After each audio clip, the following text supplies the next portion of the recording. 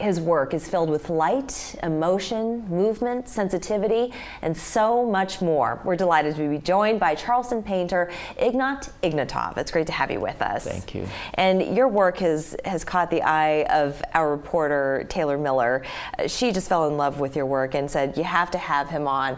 And I'm so glad that she did, because you do have such a keen eye for feeling and color. And I wanted to talk a little bit more about the work that you've produced thus far. First of all, what brings you to Charleston?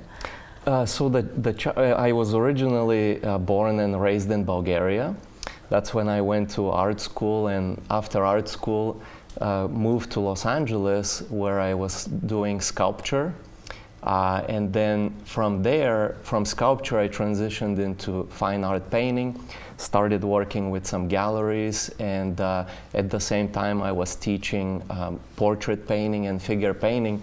And then one day I got an email from a gallery that was about to open here in Charleston, Le Prince Gallery. So Kevin Le Prince basically invited me to participate and show in his gallery here. And at the time I didn't know anything about Charleston, so I had no idea how the art market is here and what's there to paint. So he said, well, you should come do a little painting trip here, spend a week, paint the local scenes. And so I did several painting trips. In fact, one time I loaded up my car with canvases and drove 4 days from Los Angeles to Charleston, spent the whole summer painting here. I was staying in Seabrook and downtown Charleston, and did a lot of the street scenes as well as the marshes. And on the street scenes, I would actually set up my easel, start painting a lot of the old doorways south of Broad. Did you have a lot of people passing you by? What is he doing? What is, Sure. They come and watch. They ask about the technique. And so it was a really interesting 2-3 months of painting here. And then I drove back to LA. And then did a couple of more trips, and I realized how much I like painting the local scenes here. I have so many questions for you, because you mentioned technique, and I have to say that the technique that you use in this particular painting looks quite different from some of your portraiture. And I want to talk about that, but I also want to take a couple steps back, because you mentioned sculpture. So you came here and you started sculpting. Who were you sculpting for? Yeah, so my first job was sculpting figurines, so I would sculpt them in wax, and they were animation characters or motion picture, like Terminator, Star Wars characters, Mickey Mouse, Scooby-Doo, pretty much any movie that came up in LA, we would have to sculpt them wax with little dental tools.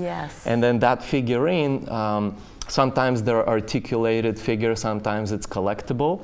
But once it gets approved by the licensor, whether it's Disney or Warner Brothers, then it gets mass produced in China, and we get thousands of toys here.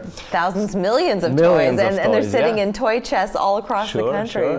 And you created it. So I was doing the original piece that... That's amazing. Yeah, it was pretty fun. And then from sculpture, because in art school in Bulgaria, they trained us both sculpture and painting and drawing. So it just happened to be sculpture that I got into first, and then transitioned into oil painting and fine art.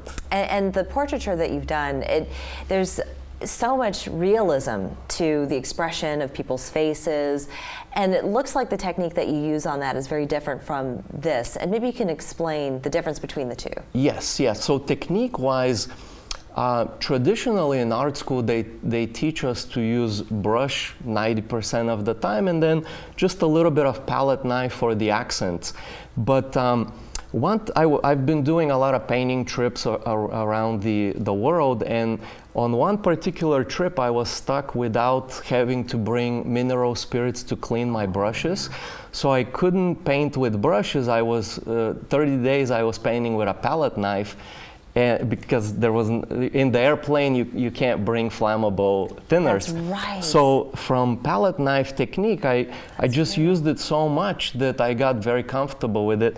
And so what you're seeing here is the entire painting done with palette knife, and which the is lines basically are so perfect, so clean, so precise. Exactly, yeah. So it's kind of like a spatula with a very sharp edge. So for example, with architecture, you get to put a very hard edge if you want, or you can blend it very nicely by dragging the paint. Now, with portraiture, on your question, that's mostly brush, because the human form is much softer and rounder, so it's much more difficult to do it with a palette knife, to do round shapes. But what I love is you take a scene so traditional, such as Charleston, and you turn it into something that has a very contemporary feel to it. Now, I have to mention you've got a couple events coming up. So there are 2 exhibits. So one is happening at the Le Prince Gallery. This is on Friday, May 26th, so mark your calendars, everyone. And then we're also seeing one earlier on March 3rd. This is going to be in Greenville, so people can see up close and personal your wonderful work. And we're going to put your website up on our screen so that people can find out more information. I want to thank you so much, Ignat. It's been such a pleasure. Beautiful work. Me. We're back after this.